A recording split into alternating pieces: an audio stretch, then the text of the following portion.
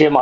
இன்னைக்கு நடந்திருக்கக்கூடிய இந்த பொதுக்குழுவை பார்க்கிற பொழுது, அன்புமணி அவர்களுடைய கை தான் ஓங்கியிருக்கு. ம். நிச்சயமா 100% அன்புமணி அவர்களுடைய கை ஓங்கியிருக்கு. இன்னொன்னு மிக முக்கியமா, ராமதாஸ் அவர்களுக்காக ஒரு நாற்காலிய போட்டுட்டு அவர் அவர் காத்திருந்த விதம், தொண்டர்கள் மத்தியில இவர் சரியா தானே இருக்காரு. அப்பாவுக்காக ஒரு இருக்கைய விட்டு தானே குடுத்திருக்காரு.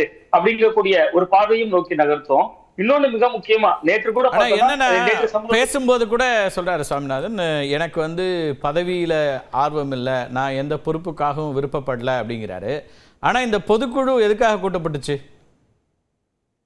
இல்ல நிச்சயமா. அந்த இப்ப இப்ப முரண் பதவி அந்த கேள்வி வரதானே செய்யும். இந்த பொதுக்குழுவோ அல்லது அப்பாவோடு இருக்கக்கூடிய முரணோ எதனால வருது இல்ல நிச்சயமா அப்படிங்கிற அது ஒரு கேள்வியை பதவி முன் நீட்டிப்பு. வைக்கிறாங்களே.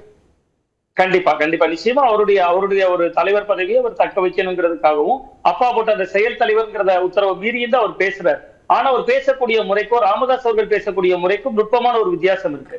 ராமதாஸ் அவர்கள் அவர் ரொம்ப மோசமாக விமர்சிக்கிற பொழுது கூட, அன்புமணி அவர்கள் அந்த அளவுக்கு பதில் விமர்சனத்தை ரொம்ப வைக்க மாட்டார். அவருடைய செயல்பாடுகளுடைய அடிப்படையில இவர் தலைவர் பதவியை தொடர விரும்புறாரு. அதை கூட பதவி நீட்டிப்பு அப்படிங்கிற வார்த்தையை தான் பயன்படுத்துறாரு. சோ அவர் ஒரு நுட்பமான முறையில அன்புமணி அவர்கள் இதை கையாள்றாருன்னு தான் பாக்குறேன்.